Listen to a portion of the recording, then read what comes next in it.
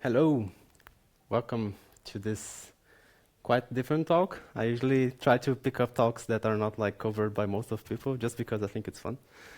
But before starting the talk, I want to just do like a really 10 seconds exercise. I want you to straight your arms like this for 10 seconds, really high, the highest you can, like 1, 2, like really push it. 3, 4, 5, 6, 7, 8, 9, 10. Yes. It's good, right? It's good to wake up a bit because after lunch, oh my God, everyone is sleeping. Yes. Oops. Sorry. Yes, thank you for coming. My name is Valmir Carvalho. I am lead engineer at Polaroid and also part of the Google Developer Expert program with some really cool people like Elaine. It's good to be here. It's my first time speaking in a conference in Paris. Also, thank you for attending. I think there's so many talks around, so thank you for being here. And today I want to talk a bit about camera, but not only about photos and videos, but also about beyond what you can do after the photo and video part on Android, which is pretty cool. There's so many cool apps, many cool things happening. I want to try to cover as much as I can, and also I have some real life demos and also some code to show. So I hope it goes well. Let's see.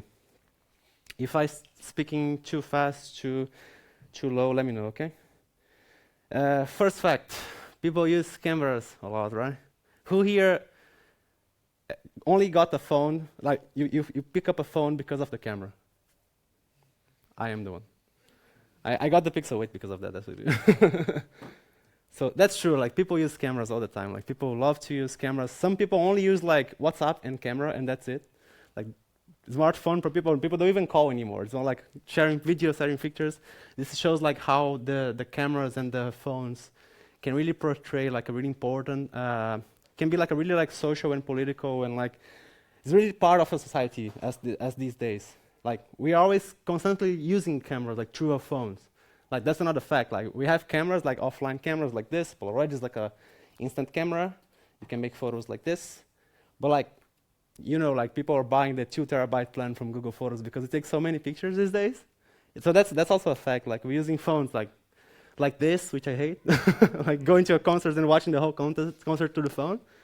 Everyone does that, and that's fine. I'm not here to judge. I'm just saying that's the fact. People use it all the time.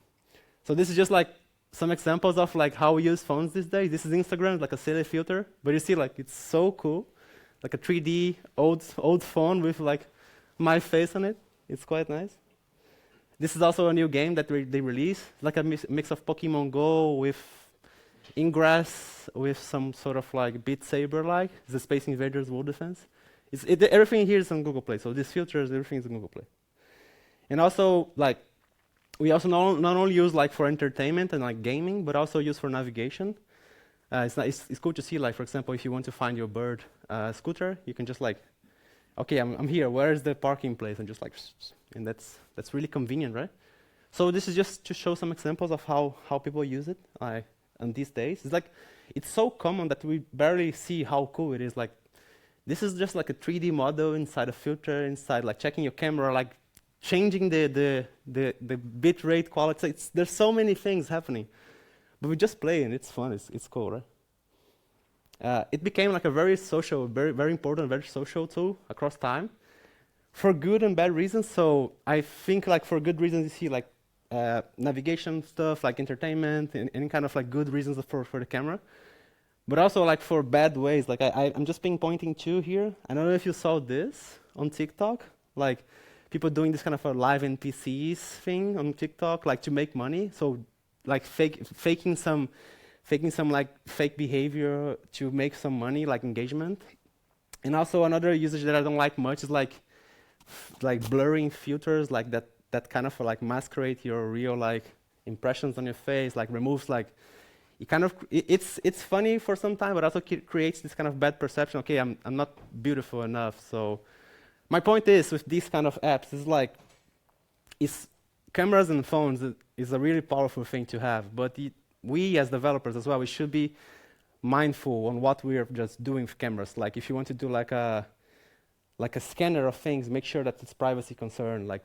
This kind of things I want to pinpoint because these days, like there's so many apps and so many harmful apps, so many good apps. You want to make sure that your app is making like a good impact. So not like trying to be another like bad app, trying to steal data or maybe trying to use it in a better way. So that's just a reflection point for us to think about. Okay, Vamir, you're talking about like cameras and stuff. What about Polaroid? Which camera APIs do you use? Well, this exactly my reaction when people ask this. Yeah, Polaroid is like analog camera, so we don't have any like digital viewfinder here, so I cannot see the preview of the camera here. So what we do that's really cool is like we do scanning of the film. So if I have a film like this one I took on the DroidCon, is the big robot. So if I have a film like this, I can actually scan it. And also we do a lot of like integrations with the scanner. So not only the scanning to share on Instagram, etc., but also we can integrate with AR, which is pretty cool. Like you can do stuff like this. So when you print a camera, you can just attach a video to the photo, which is quite nice, right? Like you just, in the past, I don't think we're just fabricating this anymore. You should have like a film with like a barcode on it. And then when you share with a person, you can make like a video. We can attach a photo to a video, and then we detect the photo and just like glue like a virtual video on it. So when you scan, you see the video. So it's quite nice. So it's just like a really fun trick to have. So yeah, we kind of like playing around with these at the Polaroid, doing some like experimentations with machine learning, with like TensorFlow, stuff like that. So I want to show you a bit more like what are these APIs about. Okay, good, cool, right? It's pretty cool. Oops, sorry. So yeah, Android Camera 101. We had a really good talk yesterday by Yolanda. I think I'm just gonna go super quick around it. It's really simple. I'm just gonna show a bit of the basics of the camera usage on Android. So who here have any application on production that uses camera APIs? 1, 2, 3. So yeah, kind of like 20%. Nice. Okay. And how was it? Was it easy to use? CameraX is good. Everyone's like, okay. Yeah, if you're planning to use only like photo and video functionality, you should just call like the regular intent. There's no need to just like make a fancy UI. It's just like a simple. You get the photo, you get the video, and there's a callback for it. It's fine. So, yeah. So just like it's really like intent. So it's really straightforward. So you request take picture intent, you start activity for result, and then you get like a callback for it. Same for video. So if you have a video, it's like you just, this is the simple, like for more details, of course, it's documentation, but like for simple users, it's like intent does the job. So for video is the similar thing. So you have like the media store intent for action video capture. Again, like there's a lot of concerns, like if you support like really older versions, check the documentation because there's a lot of rules around that. But like in general, simple intent works for most of the devices these days, so it's fine. Yeah, for more custom usage of camera APIs, today you have 3 options, like CameraX, Camera 2, and Camera ish, because this was deprecated, so you have kind of 2 options. So so for more like I really recommend using CameraX for like this simple like camera, take a photo and that's it, fire, forget. So these are more of the APIs that we want to use. So if you use the lifecycle APIs from Jetpack, these are the ones. So if you need to use like a custom things from Camera 2, these are the ones. But like Camera Core and these pretty much covers the whole thing. There's also extension functions, stuff like that. So for those who like those things. So some permissions are required in order to use the camera as well. So it's pretty much Android basics at this point. So it's fine. One thing that's really important to check, you also have like, today we have foldables, so it's good to check. Sometimes we want to use the good camera for the selfies. So if you want to support foldables, make sure that you're using the right lenses. So if you want to use the back lenses, which is good, try to make sure that you have APIs in the camera manager to check that. So this is just an example on, the camera provider. So you can see the lens facings and this kind of thing. So it's quite good. It's quite powerful, I would say. Yeah, you can make the preview. Pretty much straightforward as well. Image capture. There's a lot of options here on the builder. I don't think I could fit all of them here, so I just put some of the basic stuff from the documentation. Yeah, and there's some sort of like alerts I need to do to unbind the life cycle things when you need to just like remove the screen. So you need to unbind it all before binding a new preview, which is good. Otherwise, the whole API kind of like tangles itself. So yeah, pretty much simple. Yeah, and here like we need to set up some sort of like metadata in order to save the image. It's really common. You see some apps sometimes we use an app, and then the image is not on the app folder or something like that on the on the app folder inside the gallery. So you need to make sure that you're getting to the right path. So there's a lot of permissions going on, a lot of like file provider as well. So if you have a debug version and a release version, make sure that you're using the right file providers as well. But here, like, you need to just specify the basics of like display name, MIME type, and check also a bit of the path, because I think from Android 12 and up, it's a bit different. But yeah, this pretty much covers what you need to do. So that's it. And then you can have some options as well. It's possible to have like to use image analysis, this kind of things. But this is just a simple one. And this is the actual picture taking. When you need to take a picture, you have this kind of a take picture action, and then you have a callback, or like if your image was saved, or if image has like some sort of capture error. It's also good to see like if you have an image analysis, you can actually check what's happening. Like it's possible to say, okay, I don't want to take a picture if it's too dark or if it's too close. So it's possible to have these kind of things. I have a really good example if you want to use is this CameraX Getting Started by Google. It's really like straightforward. I don't need to cover much on this because there's so much topic. I think the ones I couldn't find was the ones I'll talk about later. But this like is pretty much covered. And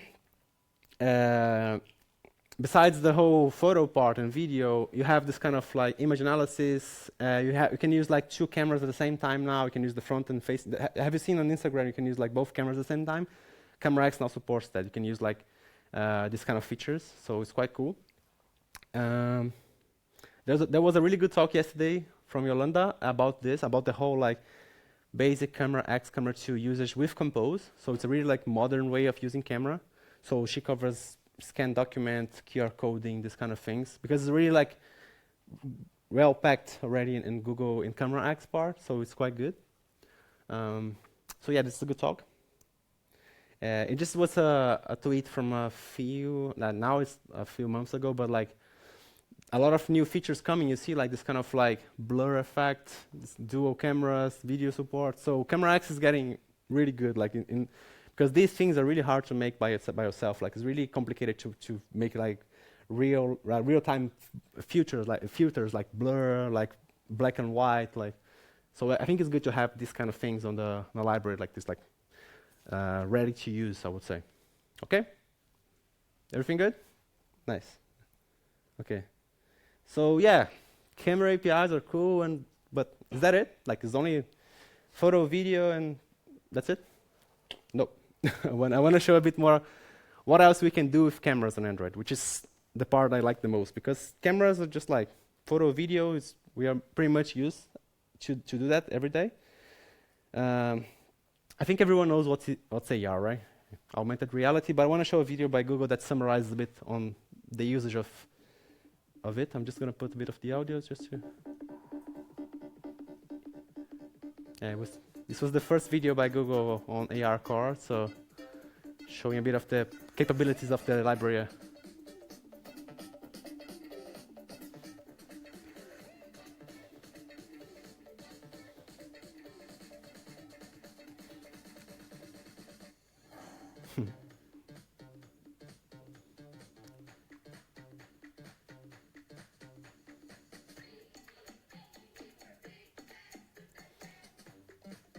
You can see that it understands like lighting and also environment. It's aware of a lot of things, so it's quite nice.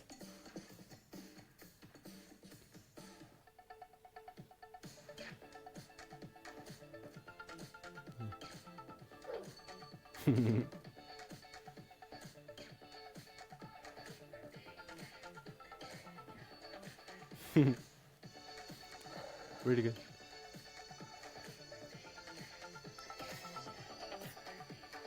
Really cool, yeah. Yeah, so as you saw in the demo, like AR is basically like this kind of interactive experience that you have a lot of like combination of real world scenarios with with content. So it can be like lighting, and can be like the environment awareness, can be like even like the sound. If you make like some sort of clapping, the object can react or something like that. So it includes like sensory modalities like visual, auditory, haptic, and somatosensory and olfactory. So it's a way to interact with your world, creating this kind of virtual environment over your world. So it's a really like recent topic. So Apple is just doing the Vision Pro thing, which is totally this. There's like HoloLens. There's so many people doing this right now. So I think it's a really like big topic these days. In Android, you can do pretty much all of the topics that the big players are doing, Meta and Apple and Microsoft. You can do on your app as well. So that's why I'm here, just to show a bit of the capabilities. And this was just like another demo of the AR. Just to show a bit. It's like a real like art experience that you're like part of it. So it's good to see like how you can actually integrate your app with like the reality. So it can be like an artistic project, can be like a more like less about like a single two screens app, but more like about so it's a live thing. So it's cool. Just a small example. So yeah, I told a bit more about how you can do it, but what is the best way of doing AR on Android? The answer is pretty much AR Core, which is funny because I love to pinpoint this. The AR Kit is the AR part on the Apple side, and the AR Core is the AR part on the Google side. But if you flip it for the machine learning, it's ML Core, ML Kit. So ML Kit is the is the Google one, and ML Core is the Apple one. It's just a funny thing. But the AR Core is the Google libraries for doing AR. And the way it works is more like you have a lot of features that you can apply to your application. So there's a lot of ways to track like motion tracking, like positioning of your surroundings. So if you understand like if something is closer or further. This environmental awareness is also good like for anchoring. So for example, if I want to pinpoint something on the ceiling, it's possible on the floor, like under the table, over the table. So it's really like aware of this for anchoring purposes. The depth awareness, as I mentioned, like for tracking and distancing measures, is really cool to see like it's possible to measure like the distance of a room, like with pretty much a good accuracy. Is lighting aware, as I showed in the video, so you can see like the environment lighting can affect the models and your application per se. It has some sort of Unity and Adobe Aero support. I never use it, but I'm just mentioning because people do it for gaming and doing for construction architectural purposes. So if you have like an Android project that uses those like heavy lifting stuff, it's possible. So you see like today's Pokemon Go, this kind of games, like they have now a Monster Hunter one. It's really common to see like people adopting AR together with gaming and stuff. So it's cool. Yeah, I'm just gonna show you see like it's possible to create this kind of, this is from the documentation. So Google has some art projects that if you go to a specific place and scan a QR code, you can see like a real big portrait on the street. And also considering the light awareness, the space awareness, so it's quite nice. Just to highlight a bit of what the capabilities are. So that's more for gaming and Unity level. This is more like for experience itself. So yeah. Yeah, so this is Geospace Creator in Adobe Aero. Yeah. So yeah, first AR, which is nice. I'm gonna demo a pretty like well-rounded project with all this together, but I just want to pinpoint a bit of what we can do. For ML capabilities, we have plenty of options. So the first one that comes to mind for me is the ML Kit. ML Kit, I would say, is like the Jetpack Compose of ML on the Android side. So you have this kind of like ready-to-use APIs, so face detection, like face, not recognition, because these are two different things. Recognition is when I know that you are you, and face detection is more like when I know that a face is a face, regardless the person. So this is face detection. You see, it's like it's like just for the photo. It also does like text detection as well. So if you want to, you know those Google Translate things you can do on the phone. You can do the same on your app. You can just take a picture and just like translate it, or maybe at least detect the things it's on the image. That's for like face detection, so you can see like the points on the eye, the points on the eyebrows and the mouth. So you can do like any kind of things if the person is smiling or not. So for example, in Brazil, I used to work for a company called IDWall, and they used to make like face recognition SDKs. So to make sure that you're taking a picture that like is not like bad angled, so make sure that the proportions are right. It's also good like for document scanning if you need to detect some sort of like text.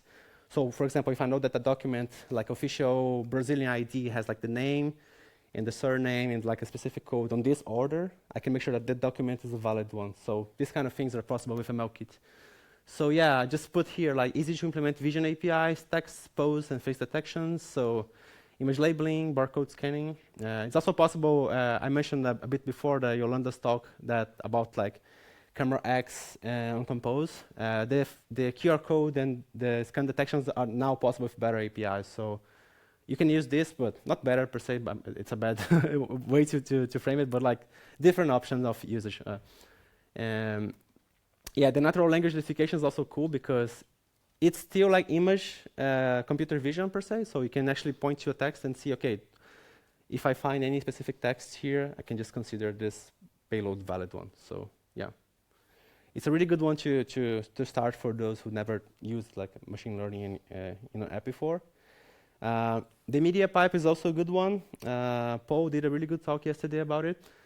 The MediaPipe, you can think about it as the engine that runs under the hood of the ML-Kit. Like the heavy lifting for these things you've seen, like the pose detection, object detection, this kind of like checking, this kind of functionalities that I mentioned, like are really powered by something under the hood. And the best part of MediaPipe that you can actually train models as well. There was a really good talk about by Etienne yesterday about like TensorFlow Lite, and also it's good to see that it's possible with MediaPipe as well to improve and refine pre-trained models.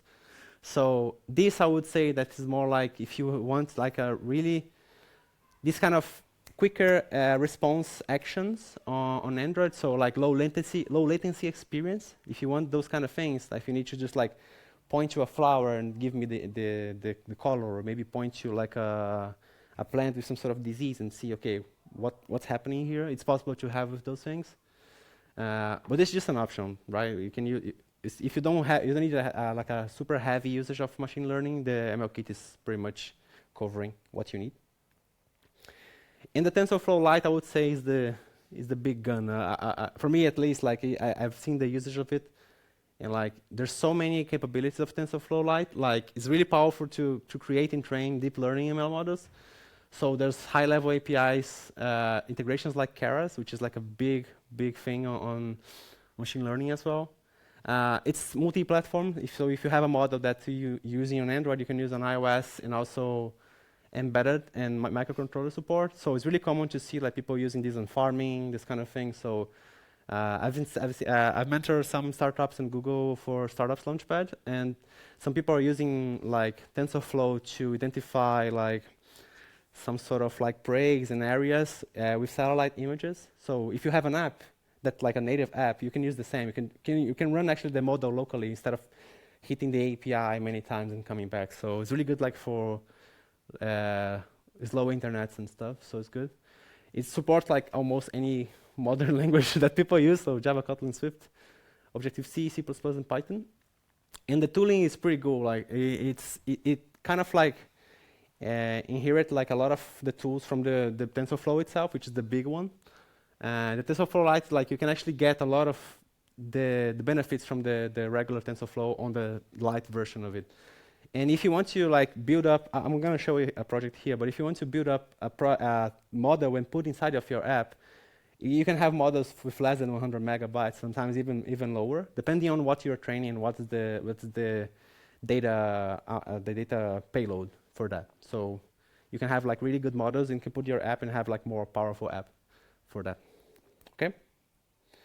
This is just like if you want to check some examples, like the tensorflow.org/lite/examples, you can find some really good examples on TensorFlow Lite. You see, most of them has demos for Android, so even has Raspberry Pi, which got me by surprise. Like you can see some really cool like examples of that. But yeah, this has a lot of options.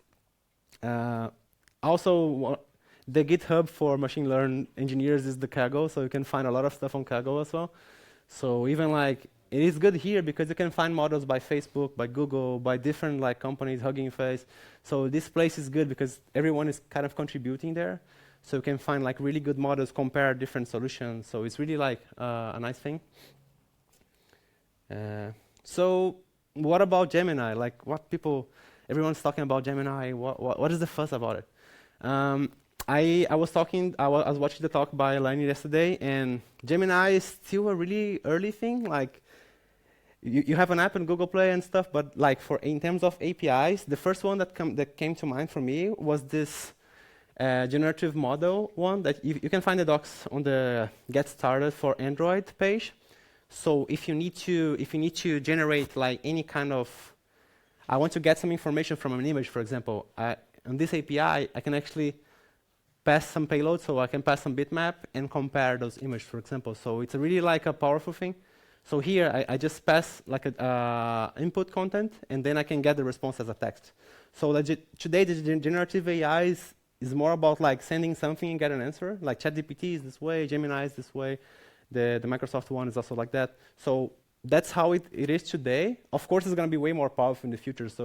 But for Android, this was the first API that came to mind. I didn't use any other, to be honest, but this was the first one I actually was able to check it out. And it's cool because you can get different responses. So if you want to create more like a rich experience, you can just try it out. But it's really for prototyping only, so don't use it like in production yet, because I think it's going to be pricey.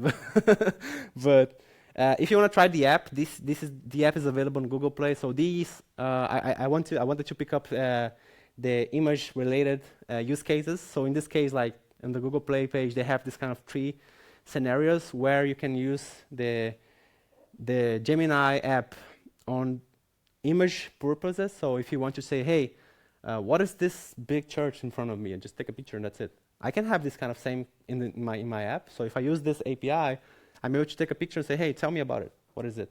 So it's quite cool. Like this is nice. You see, it's not only about like giving me like historical answers, but also give me context about image. So for me, for example, if I have this picture and I take a picture of it, say, hey, tell me about it. And then he say, oh, it's an Android from the Droid.com, blah, blah, blah. So I think for me, in my opinion, generative AI is more to give you context. Like it can go deep into like checking the meaning of something and just like go a bit beyond the basics. So that's why that's how I recommend you to use it. Okay. Yeah, this is quite nice. Okay, quite a lot, right? Sorry. But how you can combine those things? Like what I can do with all these things together? You mentioned AR, you mentioned ML-Kit, you mentioned like a lot of stuff, a lot of cloud APIs, blah blah blah. How you can put them together? I want to show you something. Let me just I want to show you something that. Imagine if you have like a project that's like has a. No, I'll be doing different. I'm gonna show you the demo first, and then we can discuss about it. Yeah. Yep. Yeah, let me see if I can show you my screen here. 1 second. This is live. If it's not working, yeah, it's good. So yeah, there's a demo. There's a demo that I want to show you here. It's called AR Core ML-Kit demo. So say hi. So this demo is fun because it's like a scanner that has AR capabilities, but also it has object detection. So imagine if I'm here and I want to detect something, I can just like do this. And it kind of knows that this is a keyboard, and this is a laptop, and this is like a person, and it's like a stuff like that. But the best part is like if I scan like other stuff, let me see if I can do it.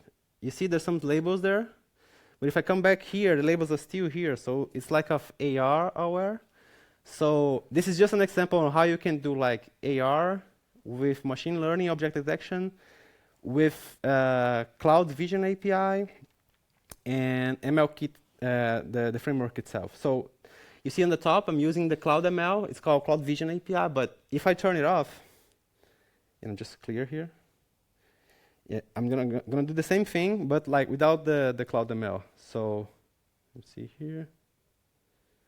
It's gonna work or not? I hope it works. Yeah, you see, it says that the camera is a modem, but like, you see, the point here is like I have a model offline and I have a model online, and it says to me that this like the point is like the payload is not training enough to identify this as the camera. So there's some sort of caveats on using like offline models. You need to have a really good use case, specific use case, and a specific database like to train those models. So yeah, and let me explain a bit how this is architect. So the way it goes is like you have this camera preview, which is like a simple one, and then you have this kind of like environment render from AR Core, which is nice because you have the contextual that I meant, like the light, the environment, the surface, stuff like that. And then you have two options. You have the machine learning part with ML-Kit object detection with TensorFlow Lite offline model. So we combine those to say, hey, I'm using a specific model that gives me what it is based on an image. So this is for TensorFlow Lite. And for the Cloud Vision API, if I don't have like an up-to-date information about something on my table, I can use the remote one to get like the more fresh one. So this is just a setup that what I show. Let me show you now how the code. Like a really simple kind of demo on the code part. So you see here, there's some sort of libraries that we use. So you see for this project specifically, there's use some Google Vision API. Let me see.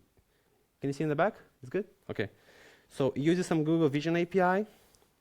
And also use gRPC, which is like an internal protocol to process the images. It uses the object detection library from ML-Kit. This is like a early one, but like it's pretty much up to date.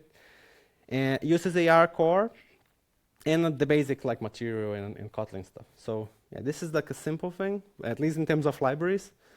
And how does it work? Like in terms of the usage itself, there's a class called AR Core Session Lifecycle Helper, which is mostly like a setup to make sure that you have AR Core on your app, because the AR Core is a Google Play thing. So if you go here, called AR Core, or it's not. Yeah, this is just a demo, but it requires the AR Core mechanism to update. So it's not here, but it's just a small setup to make sure that you have like AR Core. So we have some sort of callbacks here. It's a simple configuration. Like there's so many classes, but you do it once. It's fine. It's also like lifecycle aware. So if you need to just like render something, it's quite simple. Let me just show you a bit of what the AR lifecycle does. 1 second here. Yeah, it handles permissions mostly, but in general, what we want to do is like we handle the permissions here, and what it does is when we have the scan button, when we do the scan button, this one, I want the app to get an image from me. You see that there's some sort of like small dots on the screen, you see? Like a small dots. This is the AR rendering part doing their thing. Like it's kind of like understanding the environment, understanding the surface and stuff. And the way it works is like I have two ways to detect objects on the project: the ML-Kit detector and the Google Cloud detector. The ML-Kit detector is more like a way to identify objects using like a local model. So you see here, there's an object detector by AR Core, and I can actually pass one TensorFlow Lite model. So you see here, inside my assets folder, there's a Conception v4. So if I look for it on the Kaggle or the TensorFlow Lite, I can find this model there. So I can actually download it and put it on my project to try it out. So in order to use TensorFlow, it's possible to use with ML-Kit. So you can actually combine those things to make sure that you identify objects. So it's a way to do it. So here you see this method converts the image that you have and returns like a list of detected object result. So this will mostly bring, like if you pass like a bitmap, it's gonna say, hey, in this photo we have a chair, we have like a lamp and stuff like that. And you can actually, what I did now with the AR was create like this kind of virtual label, because as I mentioned, the AR car has like this environmental depth kind of like way of anchoring things. So let me just, yeah. So they have this way to create like this pointing clouds. So it's possible to use. Here you have this both the ML kit and the cloud vision detectors. So you can use many detectors in different ways if you want. So it's possible to have this different ways to check points in your surface. So this is for the ML kit. So you see here, it's kind of like has some sort of confidence. You can actually say, okay, if I don't have I'm not sure if this is a good, if it's precise enough, I can just like ignore and just like not list it. So it's possible to use like that. And for the Google Cloud Vision, the only difference that the data is not coming from the local model, but like from an API itself. So the way it gets the data is like, you get the results from the image itself, but in order to get the data from the Google API, you need to actually pass the image. So to make the request. So I'm here, I get the request, and I use this API, Google Cloud Vision image. It's an API from the SDK that I mentioned before. And then, if it finds something, it's going to give me a result. So yeah, that's how we process it here, and just like I have a list of requests. So it shouldn't be that complicated to have something working to understand and to study. But my point here is not like, because coding is, this amount of code is quite boring, but I want to show it like how the APIs talk to each other. So the AR core is the global thing that renders things on the screen. And the way to feed those labels, you can do by using like a TensorFlow data, or this API here, this is Google Cloud Vision API, which is like that one that I mentioned. Okay? Pretty cool, right? So in this way, it's possible to have like a really rich experience like this. So it combines like a lot of things together. So you have this kind of way to and also if you use the web one, it's way faster. You see, if I turn it off, it's like, it takes me like, if I press it now, it takes a bit like more time. So you have both options on the app, which is pretty cool, yeah.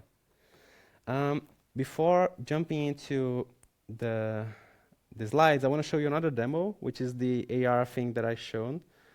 This is an app by Google. It's called Depth Lab, yeah. It's like, because it's called AR Core. So here it's funny because it's like a way to, like a tech demo of all the APIs they have. So it's funny, like this is like a throw balloons kind of thing. So let me just hit one of you. You see, it's also cool because like it's environmental aware as well. Like I did, like if I shoot in the wall, so you see, it's nice. It's nice. It's really like a fun experience. This shows a bit of the capabilities of the AR. So this other demo for snowing, like if you have like a surface like this, let me show you. It kind of glues here, but if I go like, you see under the table, like sometimes there's not enough. In this case, it's the same. So yeah, it's snowing all the time. But yeah, it's just to show like how powerful it is. Like you can make games, you can make like maybe mobility impaired people need some sort of like guidance on some stuff, so you can use it to guide the person like around objects. Like I'm seeing some applications for like blind people. They carry like a phone like this, with some sort of necklace, and they put the camera like facing front. And then you say if you put a headphone, it's like can be like a person's eye or something like that. So the applications are endless. This demo is good. Like I really like how it plays around with the environment. So it's quite nice. This is the last one I'm going to show, is the toaster one. So if I want to have a new toaster, I can put it here. I can actually rotate it. Yeah, we use this for, I used to work in a company called Move, like a e-bike company. I think it's popular here. So yeah, you see, it's really aware. It's almost falling off. Anyway, let me go back to the slides. Yeah. So for both demos, oops, sorry. Yeah. of course, if you want to check the code, it's available. It's not mine sample. This is a Google sample. So this is a good sample. Like I call it like a virtual label maker. So this sample is available if you want to try it. To use the Cloud ML thing, you need to set up the Cloud Vision API, which is pretty much like go to the Google console, set up the API, enable the billing because this is a paid API. So watch out, just try it out and turn it off. But the README is pretty much covering all of these. And the other one that Google, the other demo I show, it's on Google Play as well. This AR Core Dev Lab is also available. So if you want to try the code, everything is there, can run on your machine. It's really good. So these demos are really nice because it shows the capabilities of the projects and also shows the different technologies you can use. So you can use AR, you can use Unit, you can use ML-Kit. If you have a custom model, you can use it. If you have TensorFlow is becoming like a good standard for for offline models, TensorFlow Lite, I would say. So if you have like a model using a different kind of technology, you can actually convert into a TensorFlow model. So it's a good way to try those things. So Android is a really nice screen to try it out, those powerful models, right? So yeah, to summarize, because I think I'm almost done. Yeah, CameraX, I think, in my opinion, is the way to go when it comes to having like simple camera use cases on Android. So photo, video, like simple grab and go, I think is the way to go. As I mentioned, like watch Yolanda talk was really good.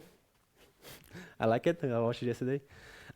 If you have like a more powerful combination, you can use ML-Kit, AR Core, TensorFlow, and Gemini. Really like powerful tools to use. You don't need to use all of them at the same time. Just try it out, see which one is the best, do some benchmarking, and see what's the best option. I think it's good.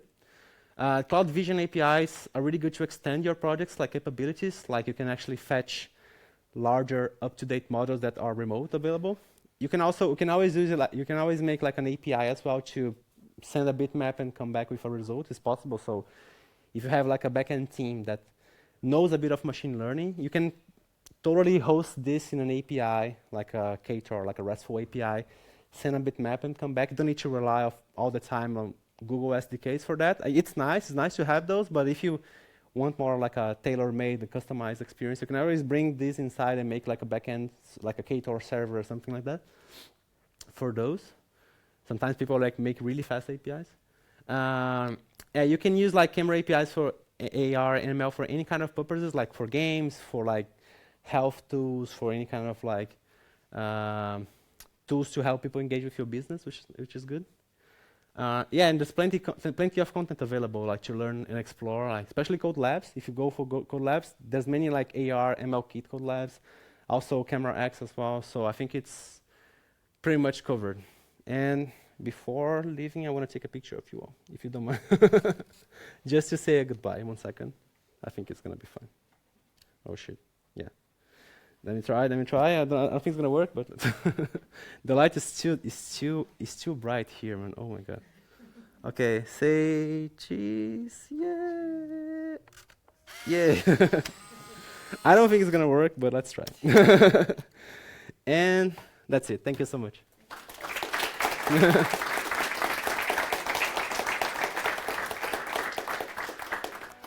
you have any questions about the talk?